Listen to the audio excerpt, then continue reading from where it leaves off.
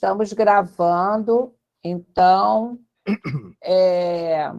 sejam todos e todas muito bem-vindos à Semana Jurídica do Instituto de Pesquisa, segunda Semana Jurídica do Instituto de Pesquisa das Culturas Negras.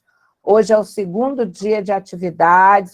Ontem nós tivemos uma palestra maravilhosa com a professora Luciene, e hoje nós vamos receber o colega professor doutor Renato Ferreira.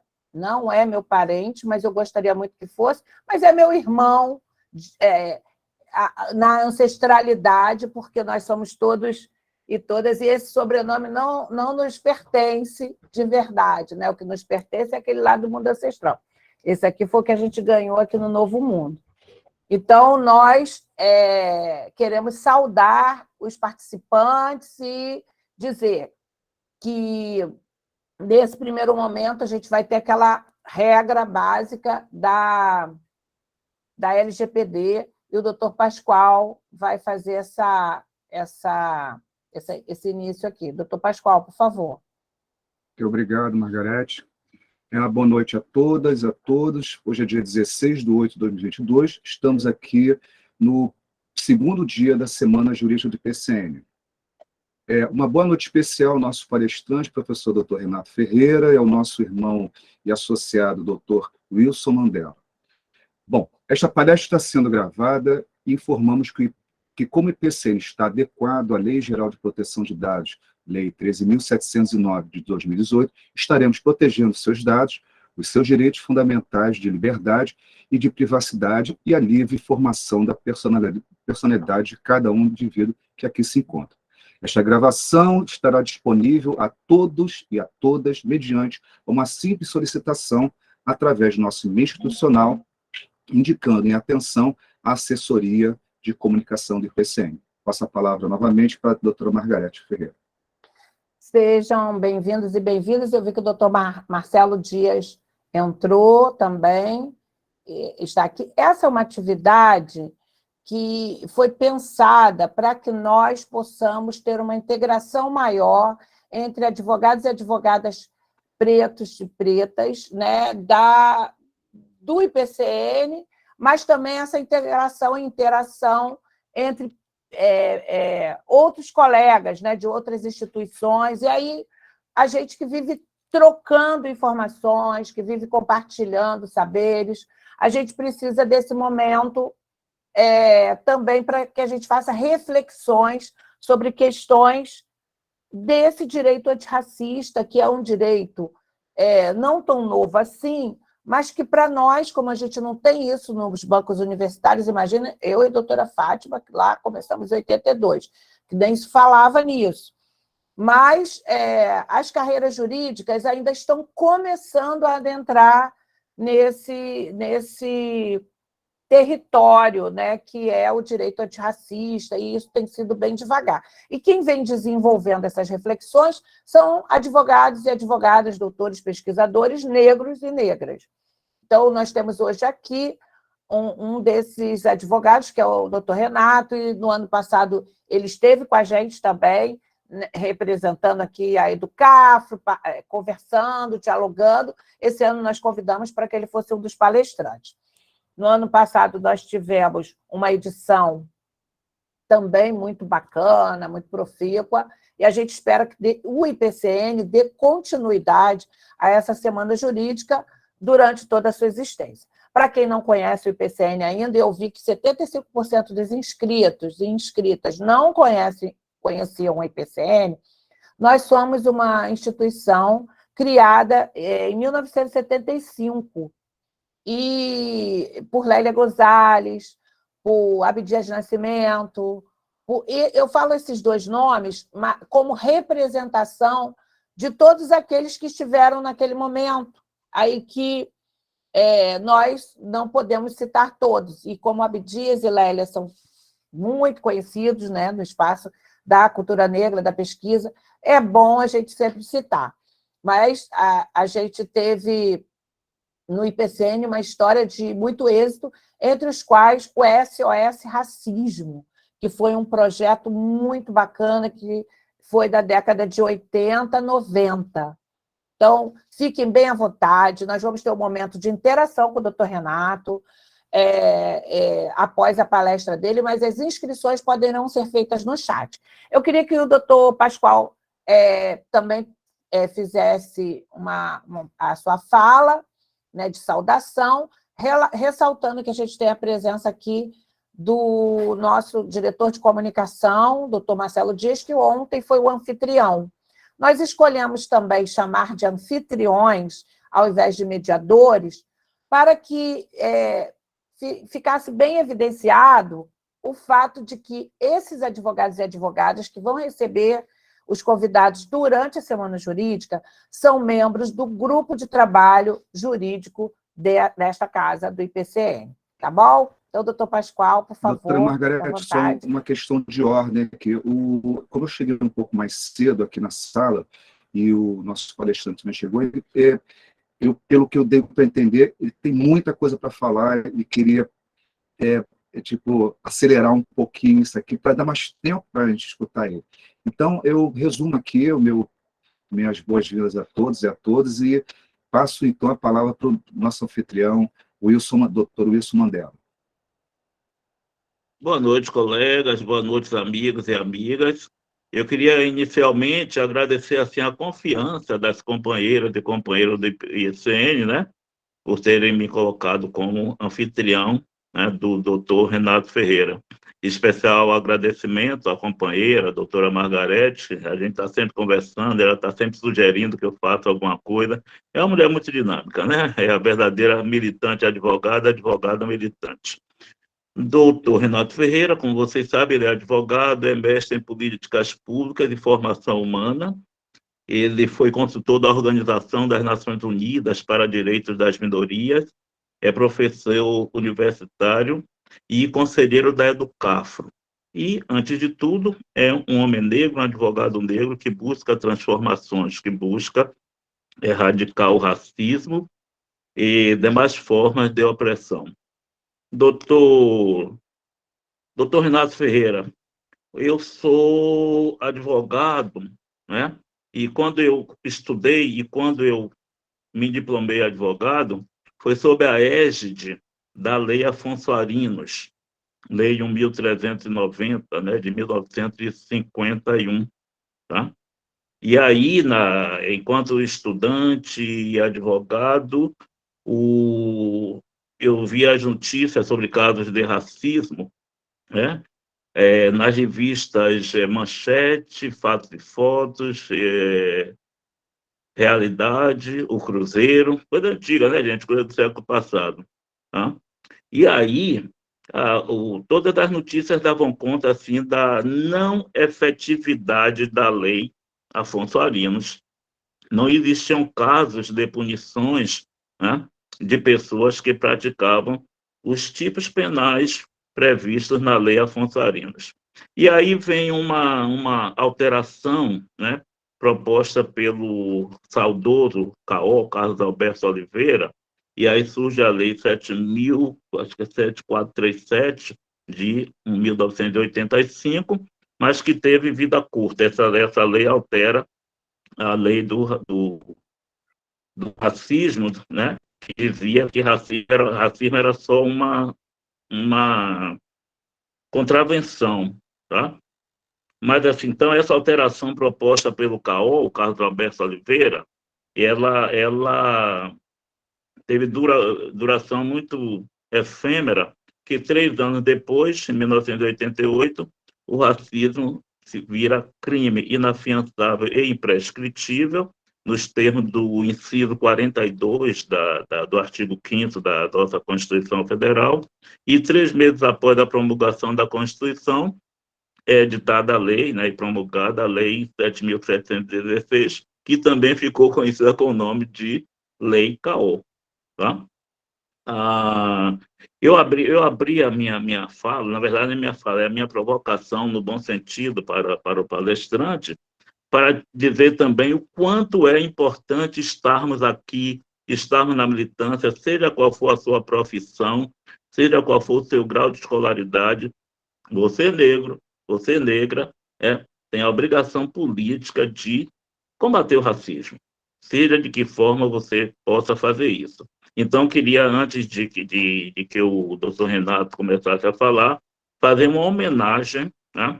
E assim, com essa homenagem a 4 pessoas, eu estou homenageando todas e todas as pessoas negras que lutam diuturnamente contra o racismo, contra a opressão do nosso povo. A criminalização do racismo na Constituição Federal de 1988 só foi possível porque tivemos entre os constituintes, né, 4 pessoas ligadas, 4 pessoas negras ligadas ao movimento negro, né? Claro que não foram essas pessoas sozinhas que fizeram com que a criminalização do racismo acontecesse, mas essas 4 pessoas tiveram a habilidade de conversar com diversos constituintes, né, de propor textos, audiências públicas com o movimento negro. Não fossem esses 4 parlamentares, esses deputados constituintes, certamente não teríamos hoje o racismo como crime inafiançável e imprescritível, com todos os problemas que nós sabemos da ineficácia, né, que agora é parcial, é diferente da lei Afonso Arinos. Então, antes de passar a palavra para o doutor Renato Ferreira, a nossa homenagem aos 4 constituintes a que eu me referi. A deputada Benedita da Silva, do PT do Rio de Janeiro, o deputado Carlos Alberto Oliveira, Caó, né, baiano, que foi morar no Rio de Janeiro, radicado no Rio de Janeiro, ele era do PDT do Rio de Janeiro. Edmilson Valentim, que eu não conheço, não conheci, não vejo, nunca ouvi, mas sei que Edmilson Valentim atuou bastante na Constituinte. Ele era, ou é, não sei, né, do PCdoB do Rio de Janeiro, e o grande deputado Paulo Paim, que é do PT do Rio Grande do Sul. É por isso, gente, lembrando que estamos em época de eleições, né? Hoje começa oficialmente a campanha, nós temos a obrigação de procurar eleger negras e negros comprometidos com a nossa luta, tá bom? É isso que, com muita maestria, né, a questão do crime de racismo, né, a necessidade de termos pessoas que lutem contra isso, é isso que, com toda a sua experiência, o advogado doutor, ele é o deputado, o advogado doutor Renato Ferreira vai nos brindar hoje com suas palavras assim, de grande experiência. Boa noite, fico totalmente à vontade, tá? A casa é nossa. Com a palavra, doutor Renato Ferreira. Olá, muito boa noite. Vocês me ouvem bem, minha gente? Sim, sim. Vocês me ouvem olha, bem? Primeiro Estou eu ouvindo queria fazer uma saudação, em especial ao IPCN, todos os membros, a direção do IPCN, pelo convite. E dizer que, para mim, como um jurista formado a partir da luta do movimento negro, né, eu sou produto da luta do IPCN, né? Então, as minhas lideranças, as pessoas que eu comecei a ouvir, as pessoas que eu comecei a ler, eram pessoas ligadas ao IPCN, algumas já foram lembradas aqui. Então, eu não cheguei a militar no IPCN, imagina, de outra geração, mas muito do que eu trago em mim é produto da luta do IPCN, e a gente que é ativista, a gente tem um orgulho danado de ter na nossa atuação essa coisa da gente ter essa referência, porque quem é ativista, quem é intelectual orgânico, se sente muito feliz quando ele tem legitimidade para falar, né? Porque às vezes uma pessoa vai falar sobre uma causa importante, fala até bem, mas não tem legitimidade para falar da causa porque nunca passou por lá, nunca teve nenhum tipo de relação com aquilo. Sobretudo quando você trabalha em causa ligada aos direitos humanos, uma das coisas fundamentais é você ter legitimidade. E eu tenho muita legitimidade para falar dessas questões, porque eu sou produto da luta do movimento negro, produto da luta do IPCN, né? Então, imagina, eu estou voltando, na verdade, para fazer uma palestra na casa que foi responsável por políticas que vieram a surgir depois, né? O IPCN, na sua luta, ajudou a criar várias lideranças, formou várias lideranças que deram aula para mim, passaram pelo IPCN. Então, quer dizer, como se eu estivesse regressando na ancestralidade, né? Como se eu estivesse indo encontrar aquele axé, né? Aquele axé que me formou, que me forjou, né? Como se eu estivesse regressando de algum modo para minha casa, uma casa mais antiga, que o meu sonho sempre foi frequentar. Então, eu fico um pouco emocionado, mas eu não tenho como deixar de partilhar essa emoção com vocês. É muito importante para a gente estar aqui, nesse momento, fazendo esse diálogo, e é um diálogo mesmo, com o IPCN. Dito isso aqui, logo de início, eu queria, primeiro corte, chamar a atenção para o que está acontecendo hoje, né? O início da campanha eleitoral e a posse do presidente do Superior Tribunal Eleitoral, o ministro Alexandre de Moraes. Está tomando posse, a televisão está ligada aqui, eu estava assistindo a posse, estava a televisão ligada aqui. E aí não tem como, né? Não tem como a gente não falar do que representa a posse do ministro Alexandre de Moraes, no que representa o sistema de justiça. Eu estou olhando ali o Superior Tribunal Eleitoral, eu só vi o doutor Benedito Gonçalves, que, aliás, é aqui do Rio de Janeiro, que era do TRF2. Só estou vendo de negro ali o doutor Benedito Gonçalves. Não há outro negro ali entre as autoridades, ministros e ministras presentes. E entre os convidados também, eu não vi nenhuma pessoa negra, né? Entre as pessoas convidadas. Isso no Tribunal Superior Eleitoral, que é um tribunal misto. A gente sabe que é um tribunal que recebe advogados, que recebe membros do Ministério Público, que recebe, na sua composição, uma diversidade de pessoas, membros do sistema de justiça.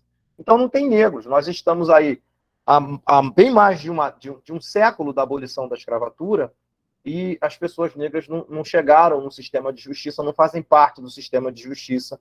E o que eu vou falar hoje tem muito a ver com isso. Então, na minha tese de doutorado na Federal Fluminense, eu tive que organizar o meu pensamento sobre relações raciais e o direito, porque eu sou um jurista de formação, eu ganhei uma bolsa para estudar na PUC, porque eu era membro do Movimento Negro, passei para Direito lá, e o Movimento Negro me deu uma bolsa para estudar lá através do PVNC, né? O pré-vestibular para negros e carentes. Então, isso faz toda a diferença na carreira de uma pessoa, na vida de um jurista, né? Ter oportunidade de estudar, porque o Movimento Negro é como uma bolsa para você ser advogado, para que você depois pudesse voltar e ajudar o Movimento Negro nas suas causas, né? E isso é uma coisa que é um compromisso de vida que eu tenho. Seja qual for a área jurídica que eu atue, seja qual for a universidade que eu dê aula, eu sempre procuro estar ligado às instituições do Movimento Negro e apoiar, sobretudo nas causas coletivas. Então, fazendo essa revisão, e eu estou agora nesse momento falando da minha metodologia de análise, eu fui dialogar, evidentemente, com muita sociologia. Eu sou professor de sociologia e direito há muitos anos. Fui dialogar com muita sociologia, que eu acho que é a área mais nevrálgica desse tema, né, das relações raciais, e com o direito. E comecei a observar como que a literatura jurídica trata da questão racial, né? Isso ao longo do tempo. Como que essa literatura jurídica, como a gente chama em direito de doutrina, né? Como que a doutrina do direito, como que os livros de ciências sociais, de um modo geral, focados no direito, tratam a questão racial. Tratou-se de fazer primeiro um panorama dessa discussão. Eu fui até a CAPES, fiz uma pesquisa empírica sobre os estudos publicados na CAPES, mestrado e doutorado em direito, em programas de direito, e descobri que os estudos, né, mestrado e doutorado, que estão registrados em programas de direito ligados à CAPES, começam a ser feitos muito paulatinamente, a partir da década de 90, ganhando um ápice ali em 2001. Em 2001, a gente tem um ápice, começa muita tese de mestrado e doutorado. Vocês vão dizer, claro, 2001, Conferência de Durban, início da política de cotas, né? A gente tem uma profusão de estudos que vão dialogar com o tema direito e relações raciais. Esse tema é como é tratado pelos estudos clássicos, né? Então, quem inaugura um debate crítico sobre o direito e relações raciais são duas mulheres negras, né? A doutora Eunice Prudente, que num curso de mestrado orientada por Dalmo de Abreu Dallari, na USP, ela faz em 1980 uma dissertação de mestrado, na qual ela faz todo um apanhado histórico das leis antirracistas, dos problemas em relação à questão do negro, desde a época da colonização até a abolição. e ela chega a algumas conclusões bem interessantes. A Eunice Prudente é a primeira a mapear, por exemplo, as legislações que foram feitas para perseguir a população negra após a abolição e as legislações que foram feitas para promover o direito dos imigrantes com a imigração. Quer dizer, pouca gente estuda relações raciais, sobretudo no período da abolição, cotejando com a imigração. Quer dizer, não consegue enxergar esse momento como dois lados da mesma moeda. Quer dizer, a imigração e a abolição estão extremamente ligados por motivos opostos, né? Tratava-se ali de buscar uma modernidade, reprimindo a africanidade do Brasil e promovendo o eurocentrismo brasileiro, né? E é impressionante. Eu estava discutindo com o professor Hélio Santos numa palestra, e para a questão racial a gente só tem a Lei Áurea. Só a Lei Áurea, não tem outra legislação. Só tem a Lei Áurea nesse momento. Você vai ter, evidentemente, algumas outras legislações de repressão, né? No Código Penal de repressão, mas você não vai ter nenhum tipo de legislação específica para as pessoas negras, ao passo que para os imigrantes, Brasil afora, foram muitas leis, né? Na Itália, havia 4 agências de imigração, na Alemanha também, traziam pessoas pobres, e aqui no Brasil havia uma série de leis, Bolsa Família da época, Bolsa Terra, enfim, escolas, né? Cartas de imigrantes, pedindo para que o Estado fizesse escola, mandasse professores. Então, isso é muito discutido no movimento negro, mas o direito não se ocupa disto. E eu tive que me debruçar sobre isso, porque a pedido do professor Hélio Santos e da doutora Sueli Carneiro, está sendo publicado um livro sobre os 200 anos de independência do Brasil, mas com viés racial, né? Então, esse livro é um livro que vai contar com a participação de vários intelectuais, né? Cada um vai falar sobre a sua área, e o professor Hélio pediu para que eu falasse sobre o direito e a questão racial, mas cotejando com a independência, né? Eu acabei de escrever esse artigo, vai ser publicado nesse livro que eles pretendem lançar na Semana da Independência do Brasil.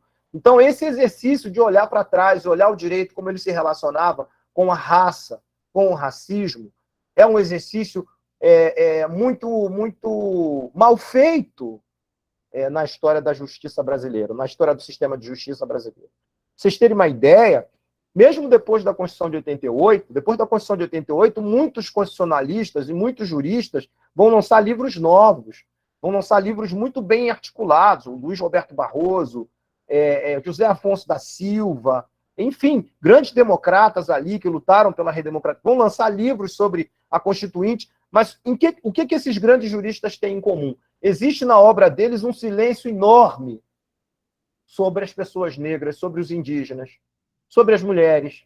A Constituinte fala em mulher, a Constituinte fala em negro, a Constituinte fala em quilombola, fala em indígena. Os constitucionalistas não falavam, né? Quando é que eles também começam a falar? Só a partir do sistema de cotas, que você vai começar a ver as publicações trazendo ali, quando vai discutir princípio da igualdade, alguma coisa ligada a uma análise, vamos dizer, formal sobre o princípio da igualdade no sistema de justiça. Mas quem se ocupou de fazer bons livros, bons escritos e bons artigos foi o movimento negro brasileiro, né? Então, eu já citei aqui uma obra de referência, que é da professora Eunice Prudente, secretária de Justiça do município de São Paulo, professora doutora titular da Universidade de São Paulo, hoje aposentada, professora da Zumbi dos Palmares. Tive a honra de dividir uma mesa com ela na Federal Fluminense ano passado, e ela está em pleno vapor, acabou de ler a Carta aos Brasileiros agora na USP, né? E a professora contribui muito com essa discussão, né? Um outro trabalho que é muito relevante é da doutora Dora Lúcia Berturi, também ali, Teoria Crítica da Raça, no qual ela propõe uma análise crítica sobre o racismo. Da professora Dora, já é de 1988. Né? A gente tem também alguns trabalhos do professor Hélio Silva Júnior, e aqui no Rio de Janeiro, do saudoso coronel Jorge da Silva, né? Que escreve ali na década de 90, alguma coisa ligada a direito civil, questão racial. O Wilson Prudente, saudoso procurador também, faz alguma coisa no mestrado na UF sobre essa questão. Eu estou me reportando a livros, tá? De uma maneira geral, e não só artigos. Artigos a gente tem mais aí espalhados pelo Brasil, na Bahia, Samuel Vida, mas eu estou me reportando mais a obras mais completas. E nessa análise, a partir da década de 80, o que a gente vai entender? Que esses juristas trouxeram para o campo do direito uma área de estudo chamado Direito e Relações Raciais, que tem muito ali nessa análise a teoria crítica da raça. Tratava-se de criticar o sistema de justiça a partir do viés antirracista, né? E os estudos têm uma metodologia de fazer o quê? Analisar as legislações que tratam da raça e do racismo, né? Ao longo da história. Então, o Hélio Silva Júnior vai chamar a atenção para o fato de que a Constituição Republicana já falava em proteção contra a discriminação, né? Mas não tinha uma legislação que regulamentasse. Somente a partir da Constituição de 34, que se fala em que era proibido o preconceito, a discriminação por raça, por cor, é que veio uma regulamentação na Lei Afonso Arinos, que foi citada aqui, que é de 51, por conta de um fato racista que aconteceu com a bailarina Catherine Duran, em São Paulo, segundo o Carlos Alberto Medeiros e outros juristas vão citar esse fato como o fato mais importante para a regulamentação dessa legislação, em especial desse artigo da Constituição. O que eu estou querendo dizer? Quem propôs a legislação foi o Afonso Arinos, que era senador aqui pelo Rio de Janeiro, foi professor da UERJ. E, segundo alguns historiadores, o Antônio Sérgio Guimarães, ele propôs a pedido do próprio Gilberto Freire, tá?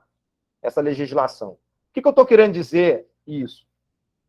A Lei Afonso Arinos, ela está ali no auge da democracia racial, década de 50. Florestan Fernandes estava ali publicando o seu livro clássico que refuta a democracia racial quando ele vai analisar a situação do negro no sistema de classe de São Paulo. Mas a década de 50 é o ápice da democracia racial. Então você não tem como criminalizar racismo ali. Não havia maturidade jurídica para isso fora do movimento negro, não havia. Mas o que você entende ali que é muito importante? A elite branca, o senador Afonso Arinos, Gilberto Freire, dentre outros, pautaram a questão racial para o direito. Pautaram a questão racial da seguinte forma: o racismo no Brasil é uma questão de combater discriminações raciais. Como se proíbe a discriminação racial, né? Todos são iguais perante a lei, quando alguém tiver um tratamento discriminatório, nós temos que ter uma lei, uma legislação, né, para proteger essa pessoa que pode sofrer discriminação. Então, buscaram exaurir a discussão jurídica sobre a raça e o racismo com a legislação antidiscriminação, porque não era uma legislação propriamente como um crime, né, porque era uma contravenção penal, como bem já se falou aqui. Mas o que eu estou querendo chamar a atenção é que o combate ao racismo na questão jurídica é pautado pelos brancos e não pelos negros. Essa é uma premissa. O movimento negro não participa daquele processo. O movimento negro, a gente sabe pela imprensa negra, a gente sabe pela própria Frente Negra que não queria criminalizar a conduta antirracista só. O movimento negro militava por oportunidades de trabalho e por educação de qualidade para as pessoas negras e por políticas sociais para a pessoa negra. Políticas específicas para as pessoas negras. Então não dava para a bandeira do movimento negro, quer dizer, exaurir o debate jurídico no combate a uma discriminação, e aí vamos lá, intersubjetiva entre pessoas. Colocar a dimensão racial, exaurir a dimensão racial apenas nesta seara é muito pouco para o fenômeno antirracista, para o fenômeno racial brasileiro. Eu não sei se eu estou conseguindo me fazer entender, mas o que eu estou querendo dizer é o seguinte: nós começamos com direito e relações raciais sendo pautados pela elite branca, que é quem faz a Lei Afonso Arinos. E que faz a Lei Afonso Arinos como uma lei simbólica, porque ela tinha que ser simbólica mesmo. Ali ninguém era menino, não. Ali todo mundo era muito esperto. Afonso Arinos era um excelente jurista. Gilberto Freire, um excelente intelectual. Então a elite branca cria a Lei Afonso Arinos. Para ela ser o que ela era, uma lei simbólica. Muitos estudos da época vão mostrar que a Lei Afonso Arinos não servia para dar constrangimento para ninguém. E aí vai nascer a discussão sobre a efetividade, percebe? O movimento negro, então, vai querer que a Lei Afonso Arinos tenha efetividade. Nós vamos voltar as nossas energias no direito para criticar a Lei Afonso Arinos. Nós vamos gastar as nossas energias para responder à pauta que a elite branca colocou. Não é uma pauta nossa, a Lei Afonso Arinos. Tornou-se uma pauta porque ela foi imposta ao movimento negro, imposta à sociedade brasileira e, consequentemente, ao movimento negro. Isso fica muito nítido numa entrevista longa que o professor Hélio Santos, que foi pré-constituinte, ele não era parlamentar, mas ele fez parte da Comissão Arinos. A Comissão Arinos é a comissão que o José Sarney manda criar com grandes intelectuais brasileiros para escrever uma minuta da Constituição da República de 88. Quem ia nessa comissão era Milton Santos, mas ele não pôde ir, o Hélio Santos foi convidado para ir. E numa entrevista, o professor Hélio Santos vai falar, olha, o Hélio Santos é um cara da política pública, é um cara das finanças, era assessor do Franco Montoro, que participou muito do processo constituinte. O Hélio Santos vai dizer, eu estava preocupado com política pública, eu queria discutir política pública para a negrada, mas a turma toda queria acabar com a Lei Arinos. Então, quando a gente vai, de fato, inaugurar um direito a partir da reivindicação jurídica do movimento negro, né, a gente vai fazer isso na Constituinte. Nós já estávamos maduros, né, porque há muito tempo o movimento negro já vinha debatendo essa situação em vários fóruns de debate, Brasil afora.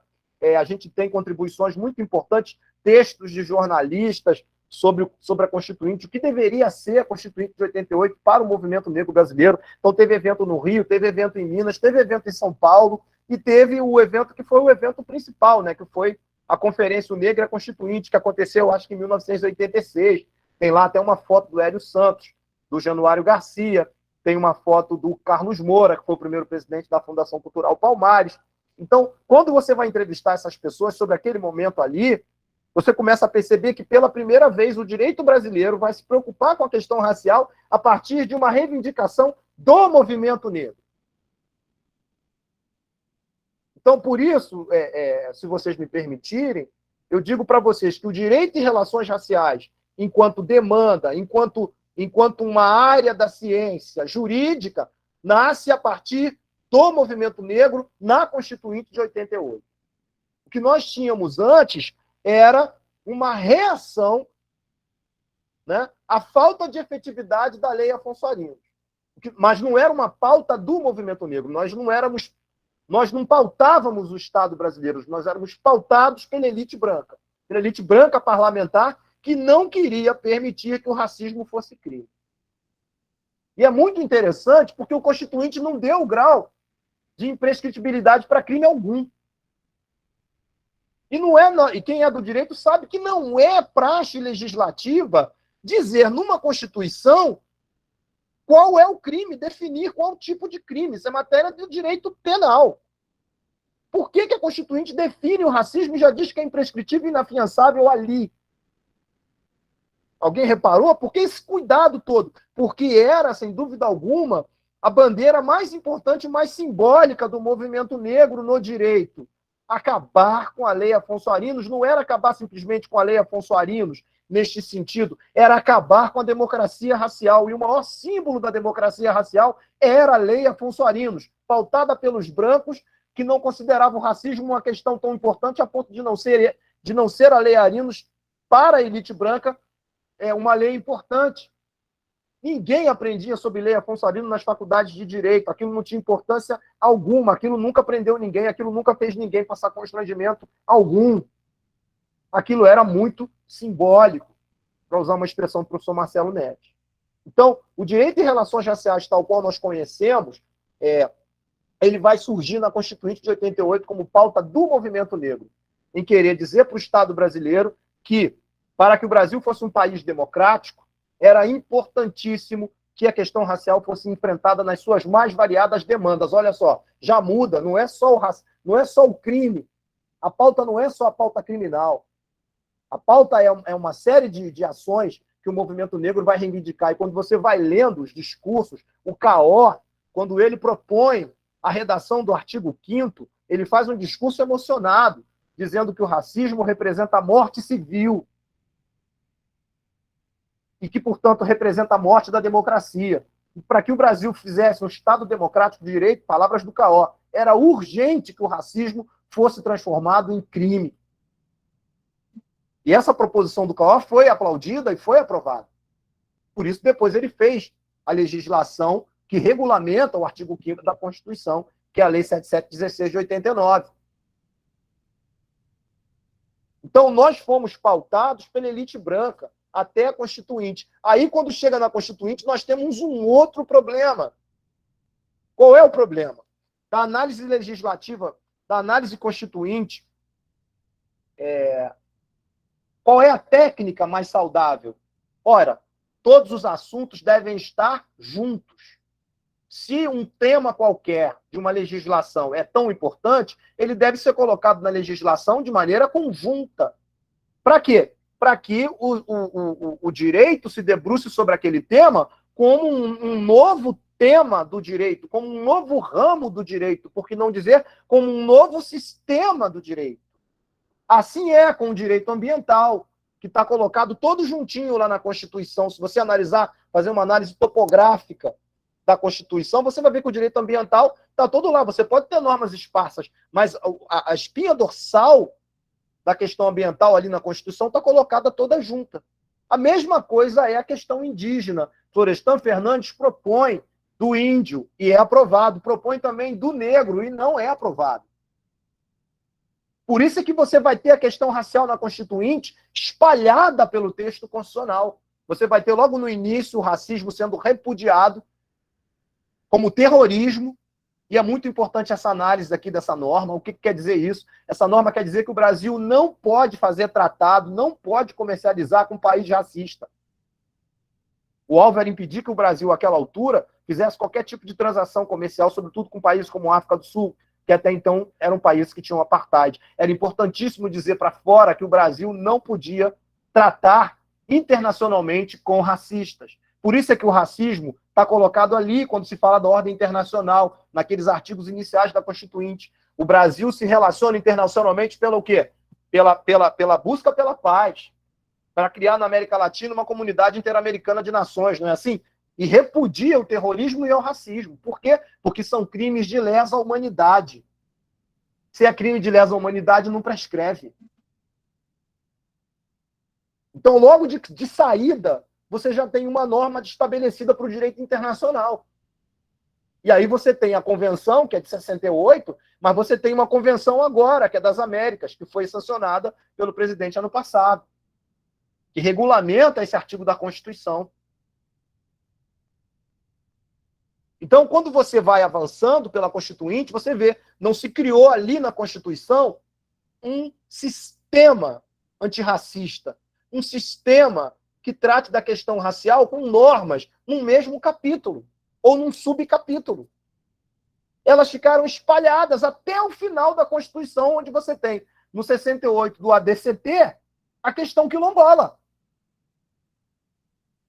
Então, quando vem a Constituinte, quando a Constituição é promulgada, muitos juristas não entenderam que ali tratava-se de um direito novo, pautado pelo movimento negro. Mas como é que você chega a essa conclusão? Se você vai ler as conversas de gente como Lélia Gonzalez, como Hélio Santos, se você vai ler debate de gente como o Caó, como a Benedita da Silva, como o Paim, que era deputado, hoje é senador, do próprio Edmilson Valentim. Quando você vai ler, o que eles fizeram ali? Eles fizeram uma mediação para que as propostas que o movimento negro trouxesse fossem encaminhadas pelas comissões de revisão e de redação. Aí é que foi o problema. O movimento negro apresentou vários documentos unindo essas propostas. O movimento negro trabalhou muito bem, foi um dos movimentos sociais mais organizados na Constituinte, e que não pautou só a questão racial. O movimento negro pautou a questão do trabalho, pautou a questão da segurança pública, pautou a questão de outras áreas, que não tem a ver só com a questão racial. Mas na questão racial, que foi o central da luta, o movimento negro propunha em documentos uma série de medidas que não eram só as criminais. Não era só criminalizar o racismo. Era criminalizar o racismo, criar políticas na educação, criar políticas na cultura, criar política para quilombolas, criar possibilidades para que símbolos e para que heróis nacionais também fossem negros. Então, havia uma série de medidas que foram propostas e foram perdendo, porque onde estava racial, os redatores e os revisores foram tirando e colocando social. O movimento negro propõe com o termo racial. Só o movimento negro propõe. Aí, quando chega na comissão, eles tiram racial e colocam social. E assim é promulgada a Constituição. Em vários termos sociais que estão ali, havia a palavra racial. Havia a palavra de combate ao racismo, mas na revisão foram suavizando, foram dando um eufemismo, foram desracializando a Constituição. Percebe? Então a gente tem um documento que, primeiro, não nos ajuda nesse sentido de entender que da Constituinte emerge um direito novo. Um direito novo. E aí, pasmem, não é só um direito antirracista. Quando o Constituinte quis se referir, é muito importante isso, eu fico muito emocionado, porque as minhas pesquisas me levaram a isso. Quando o Constituinte quis se referir ao sujeito de direito dessa política, ele não falou negro, ele falou afrodescendente. O Constituinte fala que cabe ao Estado brasileiro proteger as religiões afrodescendentes, afro-brasileiras. É assim que o Constituinte se referiu a nós, reconhecendo o que? A diversidade e a multiculturalidade na formação da população brasileira, que não tem mestiçagem coisa nenhuma. Ali, o Constituinte põe uma pá de cal na democracia racial, que sempre negou o caráter multicultural e multiétnico do Brasil em favor de uma mestiçagem promissora metarracial, que tanto serviu para fazer com que, politicamente, as pessoas não se preocupassem com a raça e o racismo. Há, no Brasil, uma estratégia de poder que não permite a politização da raça e do racismo. Essa estratégia de poder agrada tanto liberais quanto socialistas. Eles estão juntos nessa. E essa estratégia de poder, de não poder politizar a raça e o racismo, é a que forjou a intelectualidade brasileira. E, consequentemente, se forjou a intelectualidade, forjou a pesquisa. Se forjou a pesquisa, forjou a política. Se forjou a política, forjou o direito. Se forjou o direito, forjou a cultura. Se forjou a cultura, forjou a política pública. Por isso é que é tão difícil conseguir estabelecer qualquer medida antirracista ou que trate da questão racial para além do antirracismo. Porque nós somos seres humanos em busca da nossa humanidade. Nós não podemos sempre ficar sendo vistos como sujeitos racializados e discutir antirracismo. A nossa vida, a nossa existência enquanto povo afro na América é para além do racismo, para além do antirracismo. E o Constituinte previu isso. Quando ele diz sobre a população quilombola, não está falando de racismo, está falando de preservar aquele modo de vida, porque ele reconhece aquilo como um valor único da afro-brasilidade. O Constituinte reconhece isso quando ele vai falar, pela primeira vez, que a educação brasileira tem que tratar das questões étnico-raciais. E depois foi ser regulamentado pelo artigo 24 lá da LDB, né, a partir da Lei 10.639 de 2003. Mas está lá na Constituição. Então, nós saímos com essa defasagem crítica intelectual. A gente não entendeu que da Constituinte emerge um direito novo para todo um povo americano. Sem dúvida alguma, o povo americano mais importante da diáspora, porque para cá vieram africanos de todos os matizes. Para cá veio uma quantidade absurda. Estudando para esse artigo que eu publiquei para o professor Hélio, para toda a América, onde houve escravidão, vieram pouco menos de 2 milhões de seres humanos africanos. 2 milhões para toda a América. Do sul ao norte da América. Para o Brasil sozinho vieram quase 5 milhões. Por toda a América, a independência das colônias espanholas se deu juntamente com a abolição da escravidão. menos o Brasil. A abolição vai acontecer bem depois da independência. A independência em 1822 e a abolição só em 1888. Então, a gente tem um buraco histórico, social, jurídico, de intervenção em que a gente precisa pensar. Porque não existe direito para a nuvem. O direito é para as pessoas. Então, nós precisamos entender que nós temos um direito, por quê? Porque nós temos uma história nas Américas, uma história diaspórica nas Américas, que é uma história diferenciada nas Américas. Nós não somos nem africanos e nem somos brasileiros integrais como os outros brasileiros, como bem falava o Milton Santos.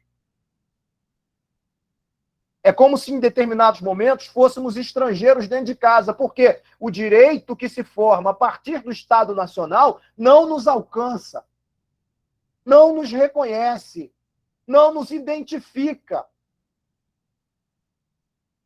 Só a partir da Constituinte de 88 é que nós vamos ter um direito que eu ouso chamar de direito dos afrodescendentes ou direito dos afro-brasileiros, porque na Colômbia se fala assim, nos Estados Unidos se fala assim, no Peru se fala assim, se fala a população afro.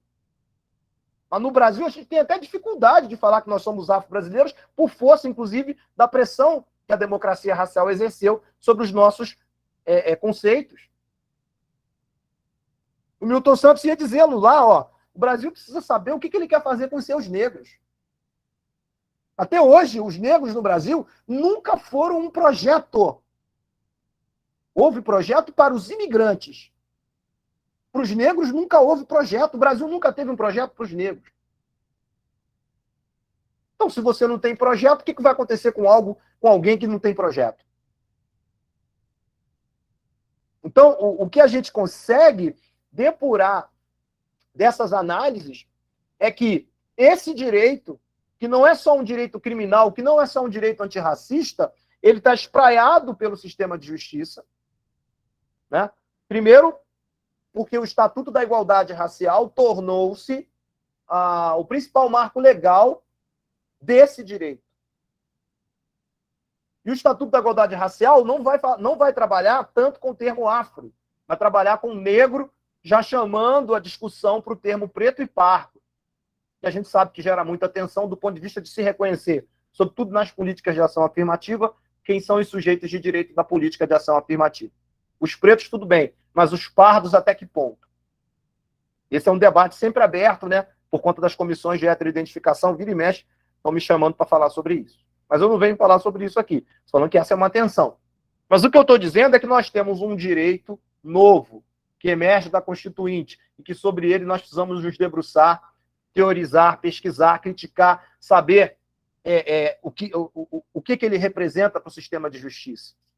Não é só a aplicabilidade da lei, saber se a lei está tendo efetividade, mas, sobretudo, é a sua aplicabilidade para o sistema de justiça. Então, como que você vai ter uma legislação voltada para o sujeito de direito que pertence à maioria da população brasileira, se sabe hoje, sendo interpretado e aplicado só por pessoas brancas?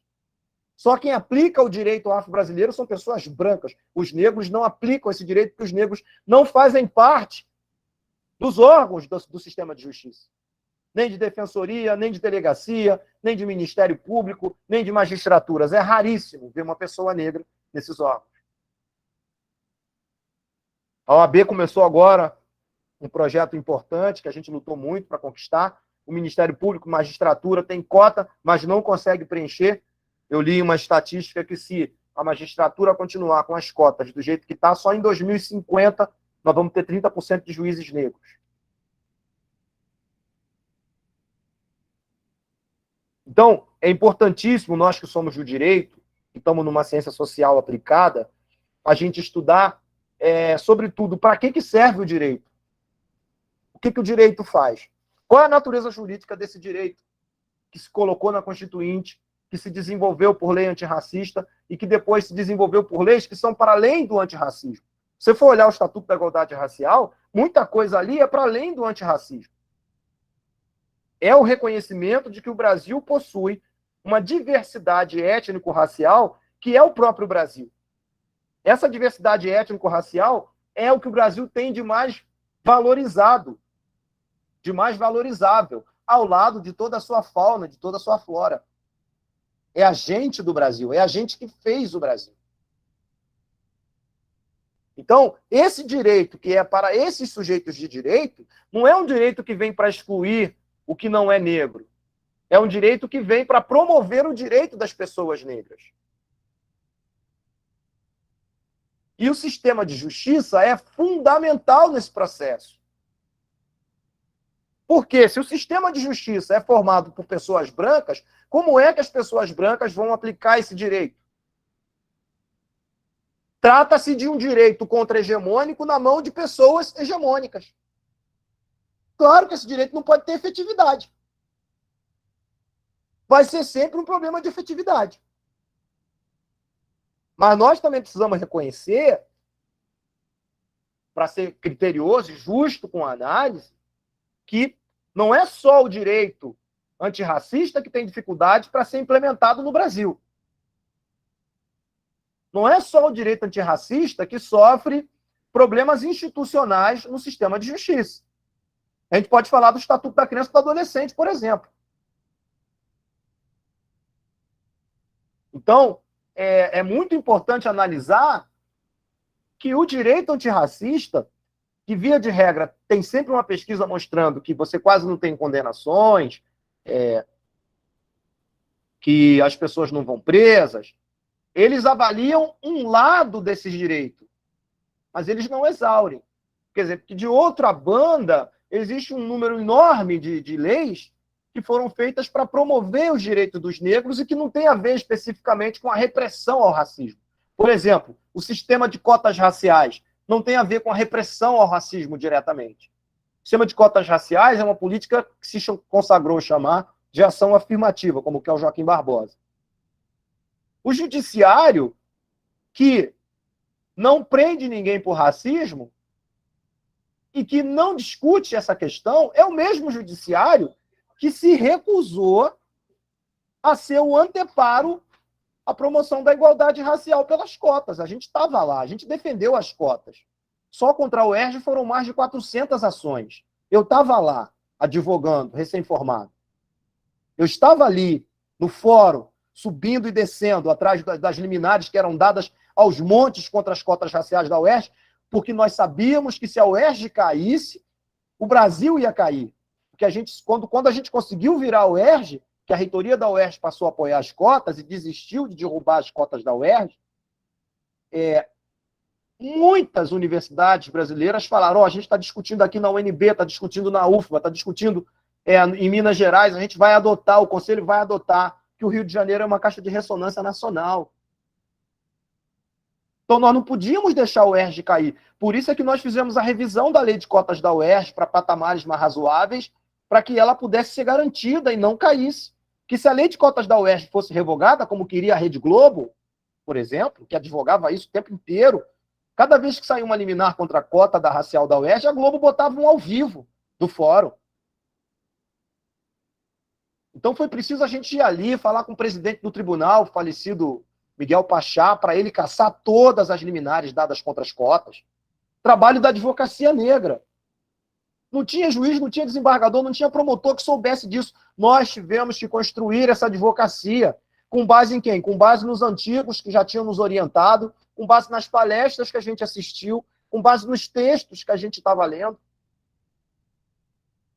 A advocacia negra, aqui no Rio de Janeiro, ela começou a discutir, porque aqui foi primeiro. Importantíssimo ressaltar isso aqui no Rio de Janeiro. E a gente pôde pegar todo esse arcabouço de pensamento crítico e levar para os tribunais, levar para os juízes. E, aos poucos, começar a fazer com que os juízes mudassem as suas decisões. As decisões eram de 3 linhas, 4 linhas. Defiro a liminar, determinando a matrícula do aluno, decretando o sistema de cotas como inconstitucional, porque fere a igualdade, e ainda por cima da aso à fraude, porque no Brasil ninguém pode saber quem é branco e quem é preto. Decisões nesse sentido, as dezenas. Então nós tivemos que reverter isso tudo. Eu praticamente morava naquela LERJ, com outros colegas, morava naquele tribunal. Então, E ali, mais uma vez, a gente não compreendia. Quer dizer, na verdade, nós sabíamos, mas os magistrados não sabiam. O mesmo que eu estou querendo ressaltar, o mesmo tribunal que tem dificuldade de punir por racismo, não se colocou como um anteparo às políticas de cotas. As políticas de cotas, 10 anos depois, foram para o Supremo consideradas como constitucionais à unanimidade. E o sistema de justiça branco, que a gente diz que é racista, teve que reconhecer, não por benesse sua, mas por obra e por articulação do movimento negro, que as cotas raciais são constitucionais.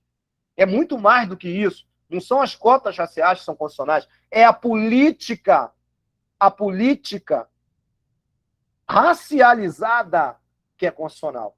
Fazer a política pública com critério racial num país como o Brasil é algo impensável há anos atrás. Impensável. Porque tanto liberais, né, pelo mercado, quanto socialistas pelo estado de bem-estar social, nunca iam aceitar que uma política tivesse um viés racial. Nunca iam aceitar. Isso foi uma grande vitória do movimento negro brasileiro. Fazer com que uma política com um núcleo racial pudesse ser implementada. Não para substituir uma política universalista, mas para complementá-la, para dar mais sinergia. Né? A política que vai valorizar a educação, por certo, em algum momento vai se encontrar com a política de cotas. Uma política complementa a outra. Não existe essa rivalidade, essa dualidade, essa dicotomia em matéria de política pública. A política de cota complementa o Fundeb, que complementa a política de cota. Então, não há aqui nenhuma dicotomia nessas políticas públicas. Muito pelo contrário. Elas vão atingir uma sinergia maior. Então, eu chamo muita atenção para isso, e aqui eu já encerro. Aqui, depois desse tempo todo, né, nós estamos aí mais de 3 décadas da Constituição, e qual é a contribuição que eu trago com esse estudo? É que existe um direito que eu estou chamando de afro-brasileiro. Esse direito surge na Constituinte de 88 por obra do movimento negro. Qual é o movimento negro? O movimento negro de todo o Brasil. Tem participação de todo mundo. Todo mundo. Minas, Rio, São Paulo, Bahia. Bahia tem muita coisa. Muita gente da Bahia foi para a Constituinte falar de questão racial. Essas reivindicações do movimento social negro, o movimento social negro aqui precisa ser entendido como fonte material do direito, tá? No direito a gente tem essa categoria, né? Estudo das fontes do direito, fontes formais e fontes materiais.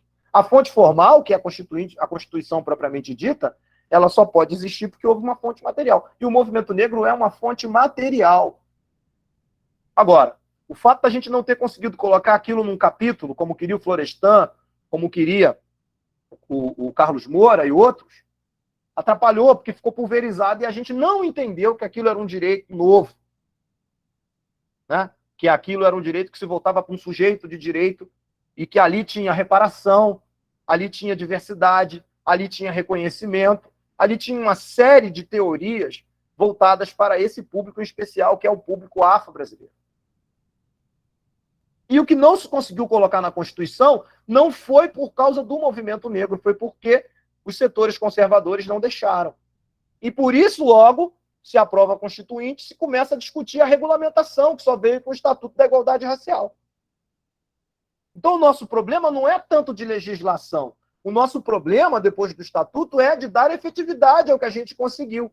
O nosso problema está na política pública, que no Brasil está na mão do Poder Executivo. E aí eu encerro. Como é que a gente vai fazer com a política pública antirracista, a política pública de igualdade racial, que foi criada a partir do Estatuto? Havia mais de 1.000 órgãos de igualdade racial nos municípios e nos estados brasileiros. A maioria deles sem orçamento. A maioria deles como coordenadorias. Esses órgãos são os órgãos responsáveis para levar a cabo, por exemplo, a questão da Lei 10.639, a questão da empregabilidade, a questão do combate à violência contra a juventude negra. Não é pouca coisa para um órgão fazer sem política, sem dinheiro, sem orçamento. De onde se conclui que nós não conseguimos fechar o ciclo da política pública. Ela começou lá na Constituinte com o movimento negro como fonte material, vem para a Constituição de modo espalhado, de modo esparso, topograficamente, não deu sentido como um direito novo. E ela depois é regulamentada por algumas legislações, em especial o Estatuto, e ela depois vai para o Poder Executivo e começa a ser regulamentada de modo simbólico por essas coordenadorias de igualdade racial, os órgãos de PIR que tem por aí. O que acontece aqui? Nós não fizemos com que a questão racial se tornasse uma questão de Estado, efetivamente.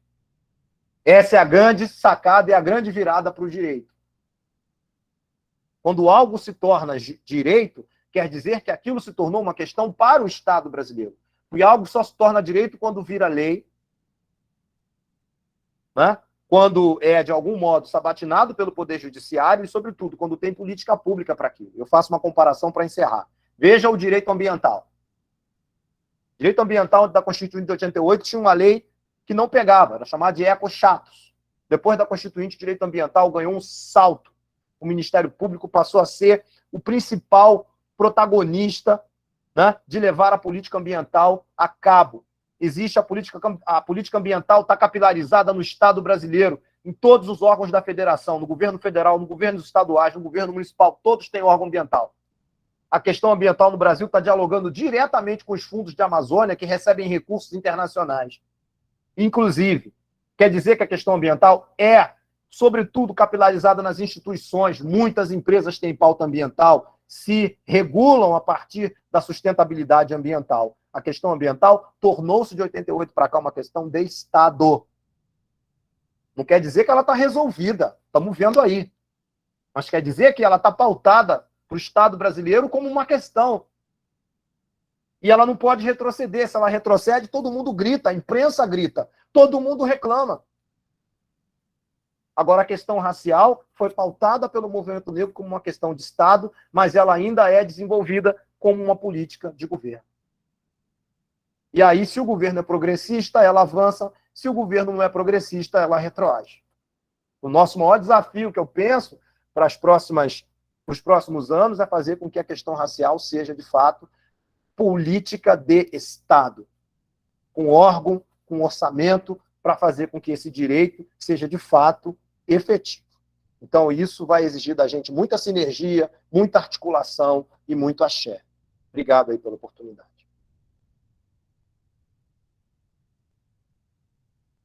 Quero até abrir os microfones para a gente bater palma ao professor Renato, porque foi... Lavei minha alma aqui hoje. Maravilhoso. Uau! Alguém quer beber água agora? Quer descansar? Isso. Inscrições. Então, por favor, verifica aí. Parabéns.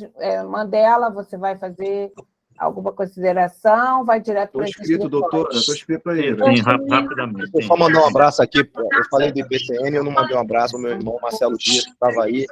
Eu não saltei o Marcelo. Deve estar trabalhando nas campanhas e trabalhando na luta de sempre, né? Um grande abraço, Marcelo. Marcelo, eu conheço, pessoal, desde o PVNC, pré-vestibular para negros e carentes, desde o PVNC, que ele ia lá, ele participava, e ele, com o mandato dele, mandava ajudar a publicar jornal. Desde essa época eu conheço Marcelo Dias. Ele é mais antigo, mas eu conheço ele dessa época. E o Marcelo tá... Olha, Marcelo... Hoje eu falei para ele que eu comecei a assistir o documentário sobre o Adriano, né, que é lá na Vila Cruzeiro.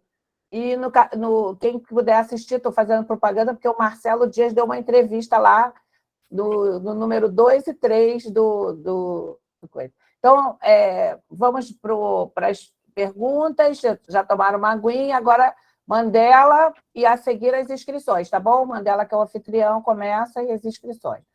É curtinho, tá, Mandela? Para dar tempo para todo mundo. Bem curtinho, porque tem muita gente interessada aí. Seguinte, temos a obrigação de dizer, né, que a palestra do Dr. Renato Ferreira, né, isso é tema para um seminário de uma semana, de 15 dias, que conteúdo ele tem, né? Mas ele teve assim, a felicidade de conseguir condensar em tão pouco tempo os principais aspectos do tema, né, da Constituição, a questão racial da Constituição de 88 aos nossos dias. Assim, 4 tópicos rápidos, só para provocar um pouco mais do debate. Quando ele se refere a juristas negros, né, que têm a posição de achar que não quem é negro no Brasil, que não existe essa coisa que a gente já conhece demais, só queria a nível de registro mesmo. Existem militantes do movimento negro que defendem a inclusão, a participação de pessoas brancas nas diversas entidades, com esse argumento, é que quem é negro, como é que a gente vai saber? Sabe? Militantes do movimento negro. E a gente sempre diz aquela máxima antiga, pergunte à polícia. A polícia sabe quem é negro. Quando dá porrada nos negros, não dá nos brancos. Então, quem tiver dúvida, pergunta aos negros. A população, né, tem assim, toda uma ansiedade em saber por que o racismo é crime. A prática do racismo é crime inafiançável e imprescritível e não se tem notícias de casos de pessoas presas, etc., né? Então, assim, queria que o doutor Renato, né, aqui não estão somente advogados e advogadas, comentasse também essa questão dos truques, a questão de truques jurídicos, né, no sentido de fazer não efetivas esses preceitos constitucionais, tá bom?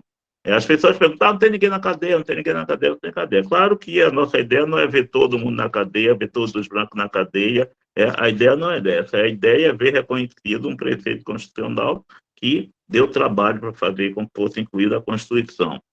A outra, né, o STF, não me lembro bem que ano foi antes da pandemia, para a LGBT, homofobia, o nome na época, depois a LGBTfobia, a LGBTQI-fobia, ao racismo. Então, nós, né, eu digo nós porque eu faço questão, sou advogado porque as pessoas acham que não existem advogados homossexuais ou que todos os advogados homossexuais ainda estão no armário, ainda não conseguiram botar a cabeça para fora. Estou eu aqui como um exemplo, né, de um homem negro homossexual, tá?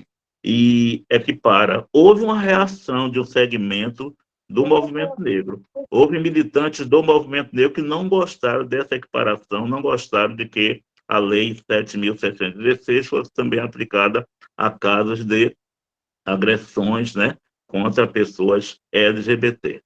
Tá? Então, são 3 tópicos assim, somente para provocar um pouquinho.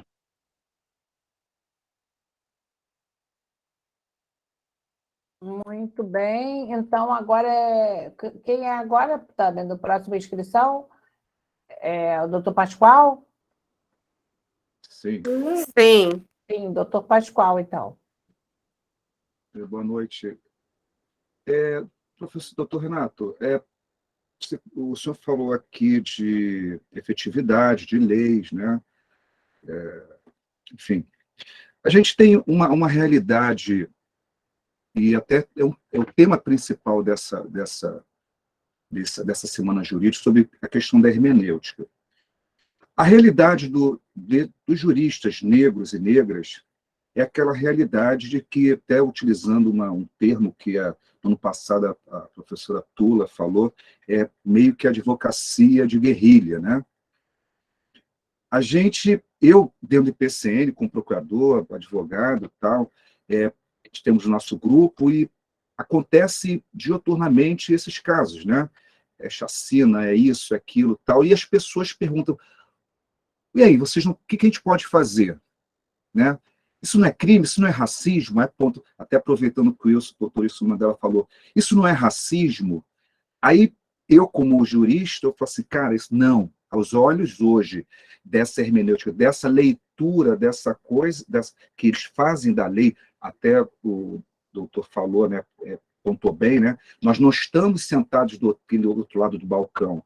Quem está lá, quem vai interpretar a aplicação dessa lei, não somos nós. Então, sempre cai para a questão da injúria. Racismo aqui no Brasil, se pegar pelos números, não existe racismo no Brasil. Existe uma teoria, não sei se pode falar teoria, capitaneada pelo doutor, pelo livro de Pensando Negro, da hermenêutica, né, do Adilson José, que ele pontua bem o que o doutor aqui falou, né, até que no momento que ele fala os conceitos tradicionais como razoabilidade, proporcionalidade, presentes na doutrina de jurisprudência, não se mostra suficiente para analisar demandas de direito que transcendem noções de igualdade material.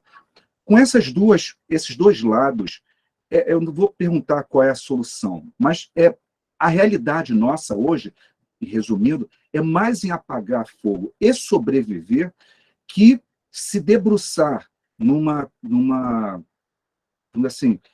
aprofundamento para que realmente nós consigamos ter uma alteração.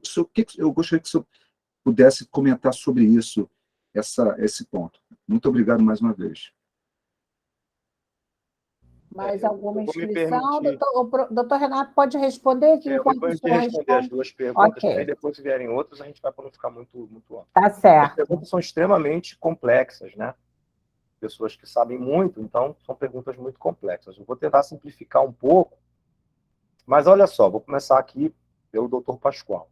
Nessa toada que eu estava falando, né, da questão do direito com as relações raciais, nós não temos um sistema de justiça organizado para as demandas do povo afro-brasileiro, para as demandas específicas do povo afro-brasileiro. Percebe? Nós não temos uma política de justiça. Percebe? Então, vamos imaginar que da Constituição emergiram sistemas de justiça que se desdobraram em políticas de justiça. Percebe? Alguns até se transformaram em varas específicas. Você pode perguntar, por exemplo, o consumidor. Tem direitos específicos para o consumidor, tem demandas específicas, fizeram juizados especiais. Percebe? Então, você não tem em relação à maioria da população brasileira, no que diz respeito às suas demandas específicas, esse cuidado político. Tudo que se conquistou com muito esforço do movimento negro. E é muito interessante a gente entender a contra-hegemonia da questão racial no Brasil. E a contra-hegemonia da questão racial no Brasil, ela se deve ao fato de que o Brasil é um país negro. O primeiro censo que fazem do Brasil, o Brasil tem quase 80% de pessoas negras. Se você pegar aí os dados que se perdem, né, naquela época, quer dizer, quem é que era branco no Brasil? Aqui no Brasil dizem que tem 40% de brancos. Vocês sabem que no Brasil os brancos estão concentrados em bairros. Vocês conhecem os bairros brancos. Vocês acham que o Brasil pode ter 40% de população branca? Não tem. Não tem como ter. Então, o Brasil, ele é um país que tem uma enorme população negra sem direitos. Nunca houve Estado democrático de direito para nós. Enquanto sujeitos de direito, é importantíssimo uma análise crítica da nossa ontologia. Quem nós somos? Nós somos africanos e brasileiros ao mesmo tempo. A América, depois da independência, é um projeto colonial de poder para a Europa novamente. Só que é para a Europa moderna. A imigração, que nos Estados Unidos trouxe milhões de pessoas, no Brasil também, ela foi ressignificada para receber os pobres europeus. Por isso é que eu falava para estudar a história da imigração. Quem se fez sujeito de direito no Brasil foi o filho do imigrante, o neto do imigrante. Repara agora a posse do presidente do TSE e observa os sobrenomes dos ministros, dos ex-ministros. Repara o sobrenome dos presidentes da República. Bolsonaro, que o avô saiu da Itália no mesmo ano que aboliu a escravidão aqui, Dilma Rousseff, Temer lá do Líbano, o Fernando Haddad, que quase foi, que é outro libanês também. Percebe? Então nunca houve um projeto para as pessoas negras. Nós nunca tivemos Estado democrático de direito, coisa nenhuma. Então, assim, para usar uma expressão do Ashley Mbembe, o que há para nós é a necropolítica.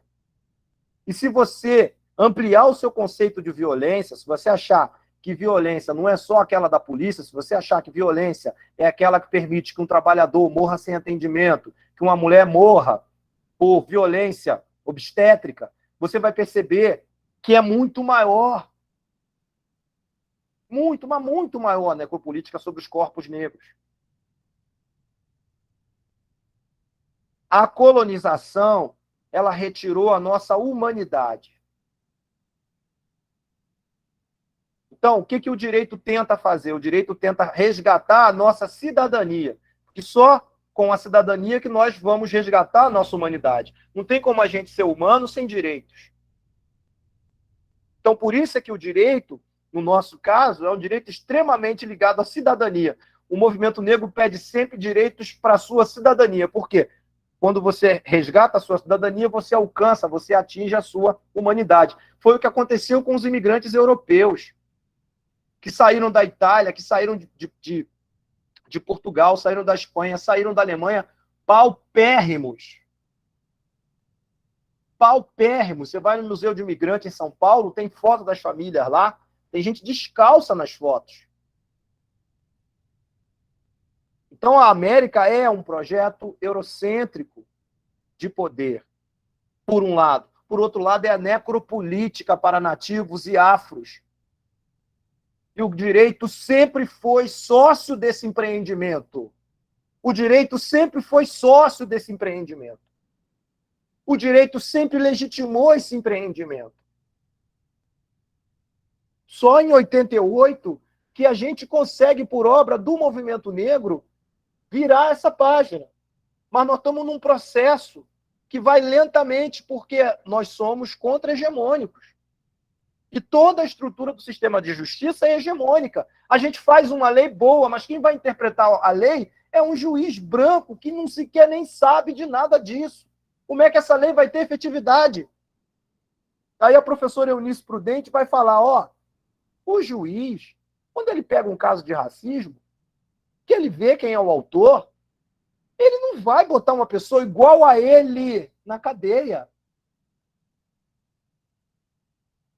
A menos que essa pessoa tenha cometido algo assim explícito, muito explícito, né? Matar alguém, dar tiro em alguém diretamente por ser negro e isso ficar provado, o juiz não vai botar uma pessoa igual a ele na cadeia. É mais fácil ele considerar que aquilo não era tão grave, desconsiderar aquela conduta para outra conduta e deixar aquela pessoa responder em liberdade. A hermenêutica que se aplica aqui é uma hermenêutica extremamente vinculado ao status quo do magistrado e do autor do fato.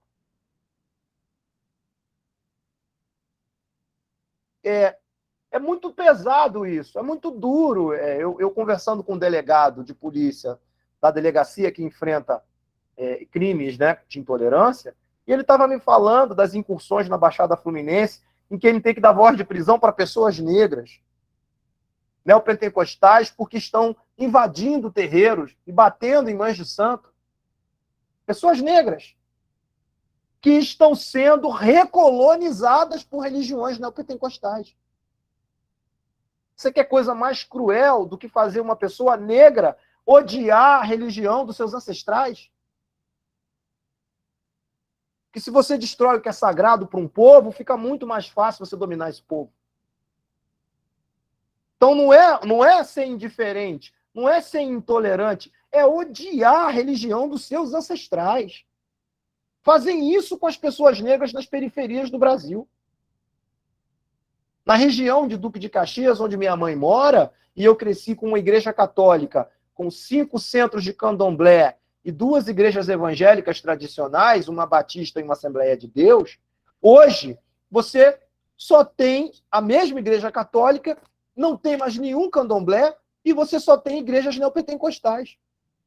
Umas 10 em volta de onde minha mãe mora. E quando você chega lá, quem é que está dentro daquela igreja? Todo mundo que está lá é negro.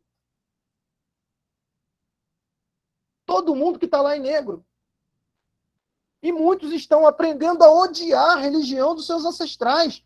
E o poder público não está nem aí para isso. Então, nós somos o tempo inteiro recolonizados. A gente não pode se pautar pela história oficial que diz que colonização. Não, os negros são o tempo inteiro colonizados e recolonizados no Brasil. Sempre são.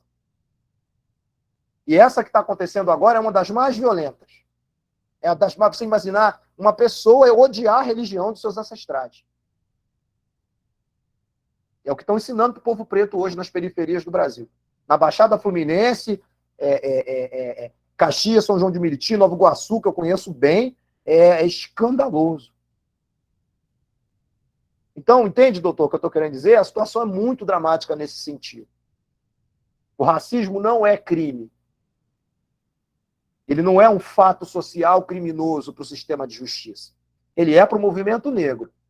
Para o sistema de justiça, ele não é. Existem muitos processos, tá? Sobretudo por injúria racial, menos processos. Para o racismo, são menos processos. Mesmo assim, é só a ponta do iceberg. E a gente não pode se permitir ser pautado por esse racismo violento intersubjetivo, porque esse racismo intersubjetivo, ele é a ponta do iceberg racista.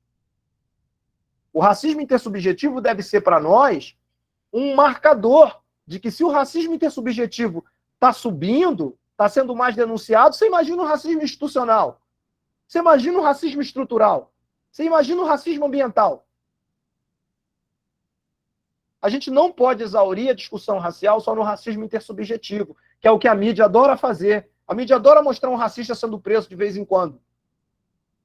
Mas discutir a efetividade das políticas de promoção da igualdade racial, a mídia não quer. O Sistema Globo nos deve, até hoje, uma matéria honesta sobre o sucesso do sistema de cotas. O Sistema Globo nunca entrevistou uma menina preta formada em medicina que está atendendo na comunidade com um médico de família e que é respeitada pelos seus colegas. O Sistema Globo nunca, nenhum deles, nem Globo, nem SBT, nem Bandeirantes, nem Record, nunca entrevistaram um jurista que se formou a partir do sistema de cotas, que passou em concurso, que está hoje contribuindo e que é advogado, que está aí ajudando a promover a justiça. Nunca entrevistaram. E nem nunca vão entrevistar. Então, existem outras causas sociais importantes que eles mostram. A questão LGBT avançou. A questão racial não mostram. A Marcha das Mulheres Negras, alguém me descreve qual foi o órgão de imprensa que estava lá, mostrando ao vivo as companheiras pedindo justiça? Vocês viram algum órgão de imprensa oficial lá, na Marcha das Mulheres Negras? Porque a questão racial segue sendo a questão mais contra-hegemônica do Brasil. Por isso é que não pode ter cobertura de nenhum órgão midiático hegemônico. Não pode ter. Não pode ter. Vai que as meninas pretas começam a achar que é interessante ir para a Marcha das Mulheres Negras. Então, a gente precisa ser muito atento, porque esses sinais estão todos aí para a gente ver. Então, colocar uma pessoa igual assim na cadeia, um delegado, um promotor, um juiz, esse é um problema, que a professora Eunice Prudente descreve bem e que as pesquisas todas vão nesse sentido, mas eu chamo a atenção pela honestidade intelectual. O judiciário não serviu de anteparo para frear a política de promoção da igualdade racial quando entraram com a ação contra a promoção da igualdade racial. Agora, eu estava discutindo com o Edson Silva Júnior. O movimento negro judicializa pouco. Judicializa pouco. Nós estamos ganhando tudo no Supremo. Eu tive a sorte de entrar com aquela ação. Doutor Irapuan Santana, ex-cotista da UERJ, coordenou esse trabalho, eu fiz parte. Nós entramos com ação no Supremo pedindo cotas no fundo eleitoral para negros e para as mulheres. Nós ganhamos. Os partidos políticos têm que distribuir dinheiros para os negros e para mulheres, de maneira proporcional. O dinheiro do fundo eleitoral tem que ser repartido. Se vão repartir mesmo, aí é o TSE que vai dizer na apuração. Mas a ação, cujo relator foi o Lewandowski, nós ganhamos na DPF. E pasmem, um partido político teve que nos emprestar procuração, porque a gente não tinha uma instituição negra nacional para ir ao Supremo Tribunal Federal, em nome do movimento negro brasileiro, judicializar. Vocês sabem que tem que ter, né? Nós não tínhamos, nós tivemos que ir por um partido político. Então, a nossa luta, nós que somos da área do direito, nós precisamos judicializar mais a igualdade racial. Judicializar a 10.639, judicializar a questão da repressão policial, o auto de... Nós temos que judicializar essas coisas. Judicializar quando as pessoas negras não estão em determinados espaços. Nós temos que judicializar essas coisas. O problema é que nós não temos financiamento, doutores. Nós não temos financiamento. Essa é uma questão. Se tivéssemos um fundo, né, para financiar essas ações, você podia pegar o seu escritório de advocacia, parte da sua advocacia voltada para a questão racial teria que ser financiada pelo Estado brasileiro. Né? O sistema de justiça, lá, o Ministério da Justiça não tem um fundo de ações civis públicas que está lá, milhões de reais. Esse dinheiro que está lá, que financia muito projeto ambiental, podia financiar escritórios de advocacia antirracista. Para que você, com seu escritório, 2 estagiários, começasse a judicializar na sua comarca, aí no seu município, a questão da 10.639, representar para o Ministério Público, tudo isso recebendo. Mas nós não temos financiamento. Fica difícil para o advogado, sobretudo advogado combatente, início de carreira, fazer esse enfrentamento. Eu tenho dado aula, tenho ajudado a formar muita gente na área jurídica, né? E eu aprendo muito com essa moçada que está chegando aí na área do direito.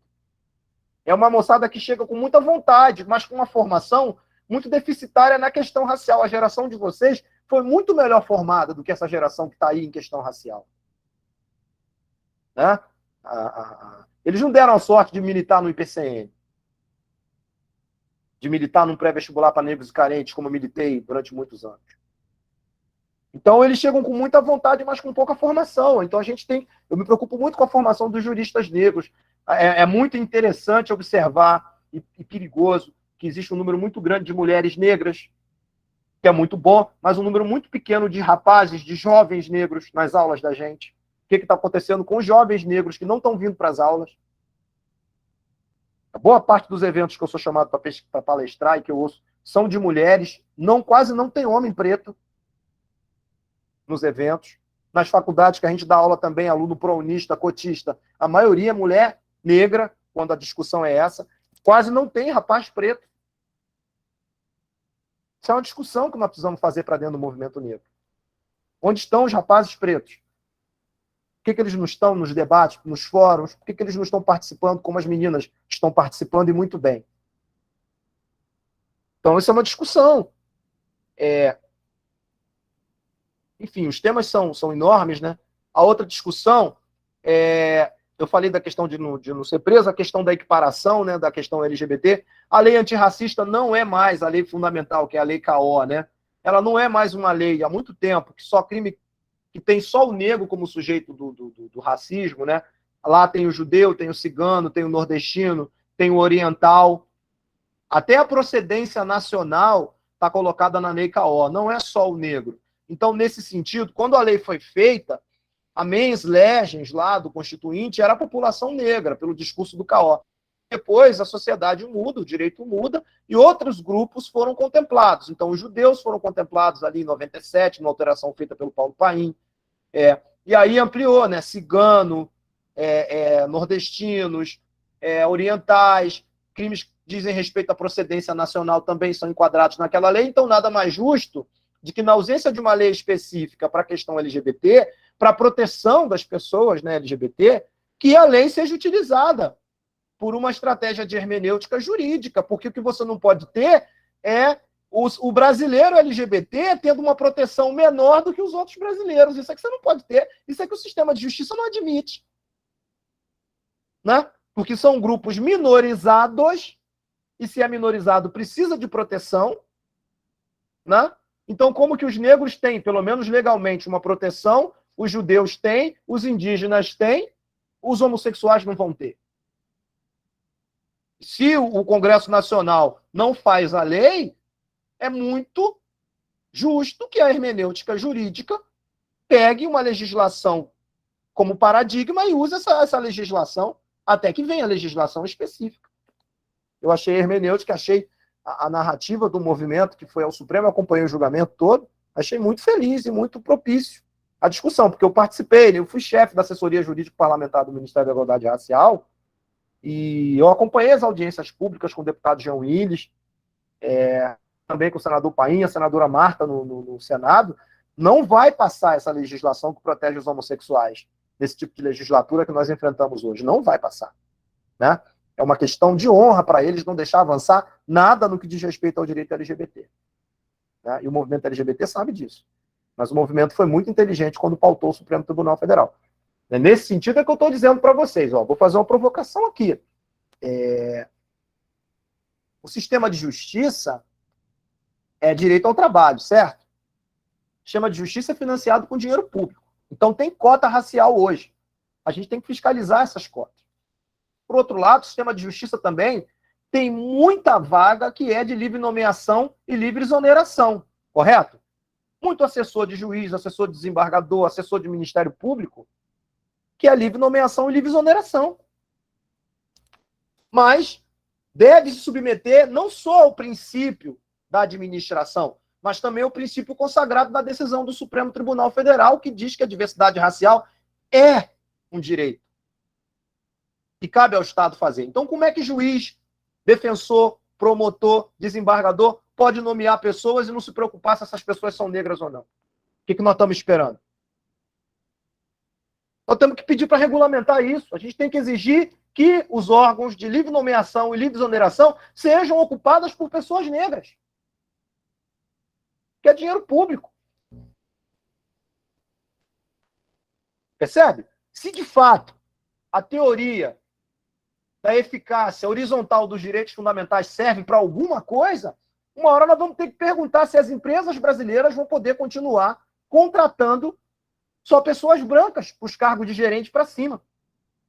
Se isso não fere a ordem constitucional do jeito que nós conhecemos hoje. Em algum momento nós vamos ter que perguntar isso para o sistema de justiça. Que tal se a gente usasse a lei das pessoas com deficiência como paradigma? Já que a gente não tem uma legislação que obrigue as empresas a contratarem pessoas negras. Então, nós temos que propor. Nós, juristas negros, não podemos só ficar na base da especulação crítica, que é muito importante. Muito importante. Nós temos que propor, nós somos uma ciência social aplicada, nós temos que judicializar, nós temos que propor.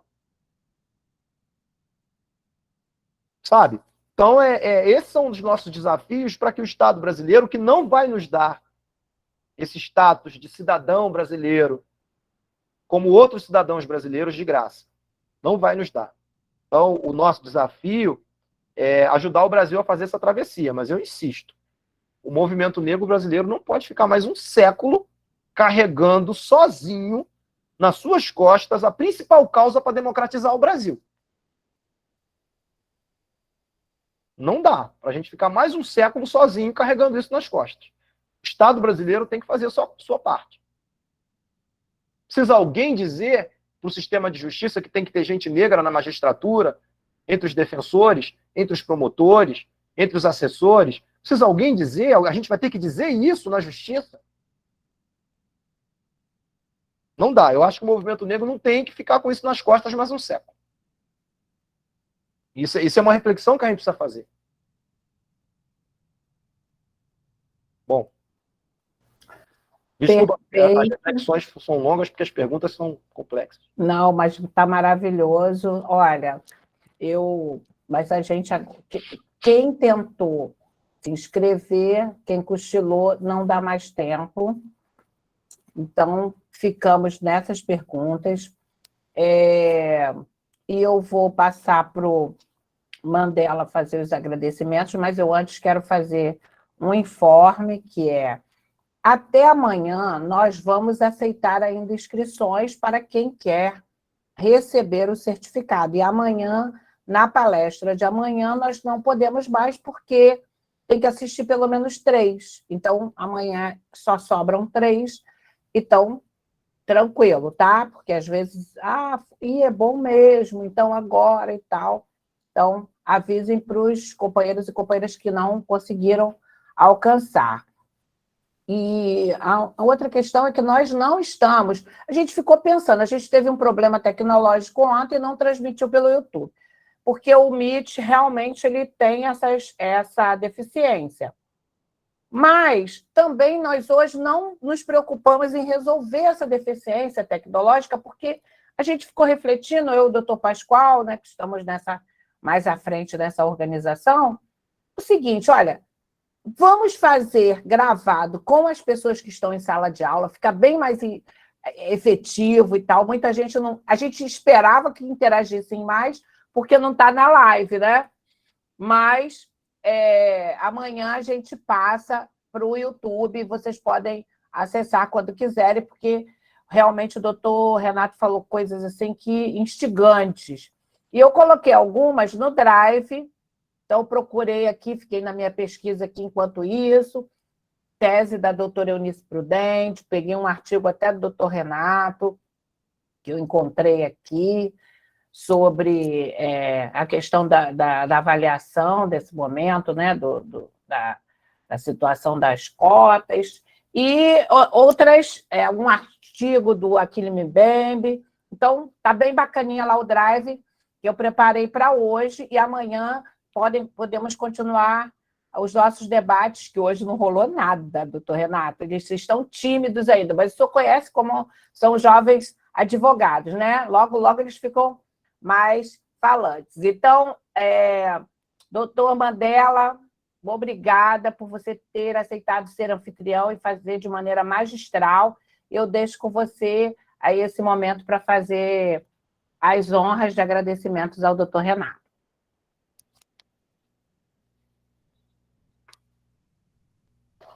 Está sem o som, doutor. Está sem o som. Agora sim. Isso sempre acontece comigo, Mandela. Agora. Bem, eu dizia que eu não costumo falar em nome de outras pessoas, né? Não é meu hábito, mas vou ousar neste momento aqui. Eu agradeço ao doutor Renato, em meu nome, em nome da direção do IPCN, em nome de todos os associados e associadas do IPCN, em nome das entidades negras, né? Em nome do Movimento Negro Brasileiro, em nome de todos os negros e negras do Brasil que têm à sua disposição pessoas com esse conhecimento, com essa profundidade, né, de análise, né, como o doutor Renato Ferreira, além de outros companheiros e companheiras que temos, né, e sabemos que, até onde o conhecemos, ele estará à nossa disposição em outras ocasiões. Tá? E aí, finalizo também, eu sempre gosto de finalizar, começar ou finalizar com alguma coisa assim mais artística, aí vamos lembrar aquele poema, né? Acho que é de Solano Trindade. Eu encerro a minha participação, acredito que Margarete ainda fala um pouco, né? Negros que escravizam e vendem negros no mundo não são meus irmãos. Negros opressores, senhores na América, não são meus irmãos. Negros agressores em toda parte do mundo, não são meus irmãos. Só os negros verdadeiros em luta pela liberdade, estes sim são meus irmãos. Muito obrigado, doutor Renato. Mandela é um artista, eu gosto muito dessa parte aí, né? Parabéns. Nós vamos ouvir, então, as considerações finais do doutor Renato. Eu lembrei de mais uma coisa para vocês que estão aqui fazendo essa participação. O IPCN é um instituto que se mantém com o apoio de seus associados e associadas, e nós ficaremos muito honrados aqueles que desejarem pedir para se associar. Nós somos uma organização nacional, então podem se associar pessoas de todo o país, e quanto mais colegas e advogados e pessoas negras que nós tivermos querendo fazer um trabalho bacana, melhor será o nosso contentamento, maior será o nosso contentamento. Doutor Renato, suas considerações finais. Doutor Pascoal, o senhor ainda quer fazer alguma consideração? Agradecendo a presença também de todas as pessoas. A Tami está ali com aberto, então vou pedir para todo mundo que puder, nesse momento também, abrir as câmeras para a gente fazer aquele print bacana, enquanto o doutor Renato fala. Eu deixo para você fazer o encerramento, então, tá bom? Depois do doutor Renato. Ok. Abram as câmeras, enquanto o doutor Renato vai falando, nós vamos fazer vários prints lindíssimos.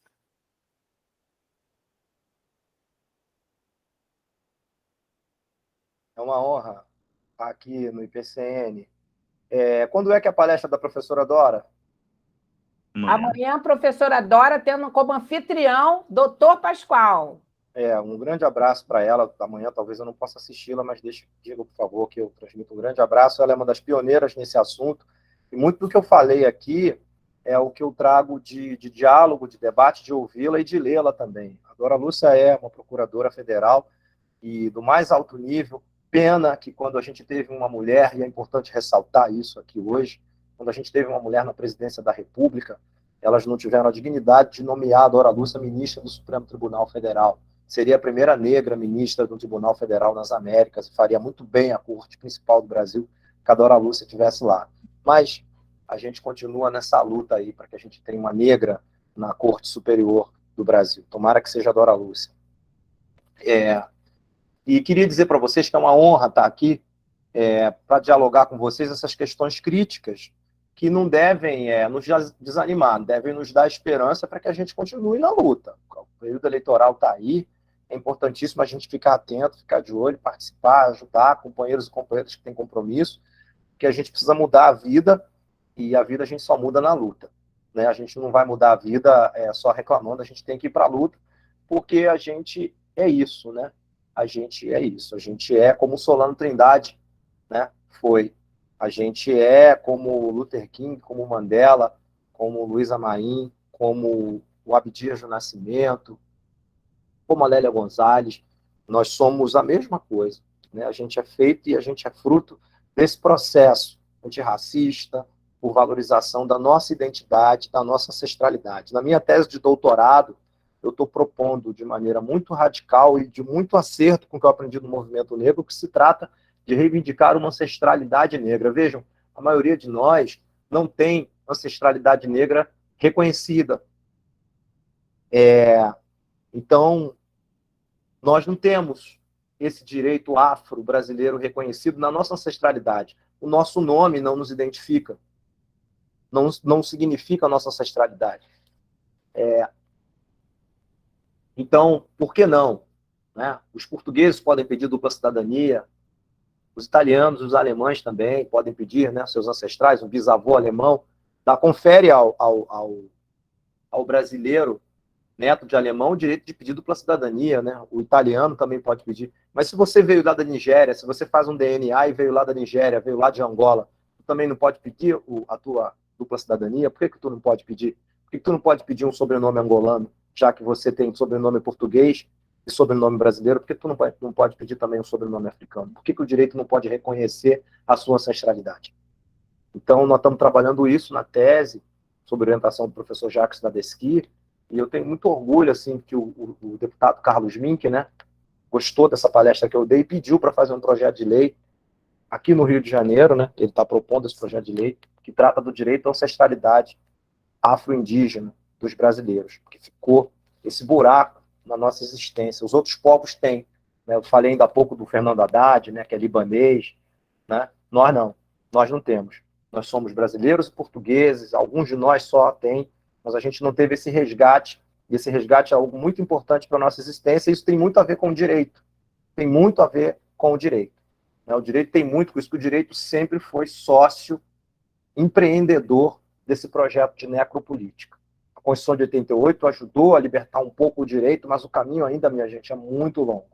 O sistema de justiça ainda é muito racista, muito embranquecido, muito eurocêntrico, e não vai mudar nada enquanto a gente não tomar o nosso lugar no sistema de justiça, enquanto a gente também não fizer as leis, e, sobretudo, enquanto a gente não puder interpretar as leis e aplicá-las. Fundamental que as pessoas negras também possam fazer isso.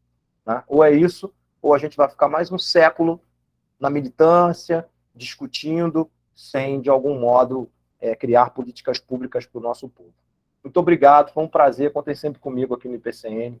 Um grande axé, uma boa noite para todos e todas. Obrigada. Eu vou só falar 2 detalhes que eu esqueci do meu babá Dilson, nosso diretor administrativo, está presente aqui até o final, então, assim, a gente agradecer e se ele facultar a palavra, se quiser se colocar, e dizer, dessa última fala do Renato, que eu comecei falando, que diz que quando a gente fala algumas coisas, não somos nós, é Exu, né? Então, Exu falou logo no começo sobre essa questão da ancestralidade, que o sobrenome Ferreira, que eu fiz uma pequena fala sobre essa questão, né, do Ferreira, e é isso aí. Então, Babadilson, gostaria de falar para fazer essa saudação final, e aí o Pascoal vai encerrar. Obrigado, meu irmão. Olha só, eu estou, doutor Renato, impactado, eu entrei atrasado aqui na sua aula, peguei pelo meio, mas já fiquei impactado, né, com a fala, né, e agora você acabou de falar uma das coisas que eu já faço esse discurso já há muitos anos, né, eu não consigo compreender.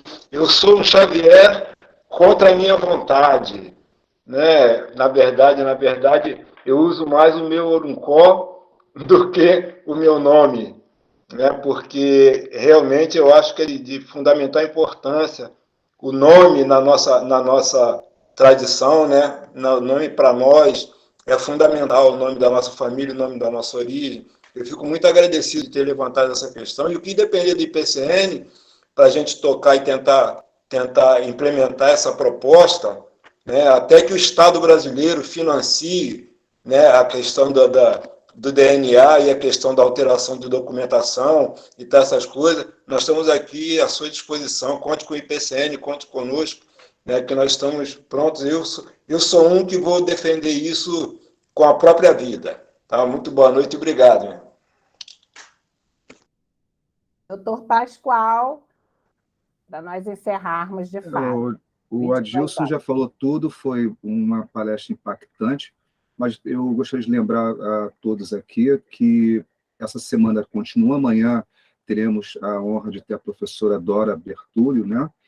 Na quinta-feira teremos o professor Fábio Feliciano, e por último, fechando essa semana, o juiz Fábio Esteves. Apesar que no sábado teremos também o segundo encontro de juristas negros, como foi do ano passado, na qual teremos duas palestrantes ilustres também, a doutora Ângela e a doutora Ferla, né, que vai começar das 9 até o meio-dia.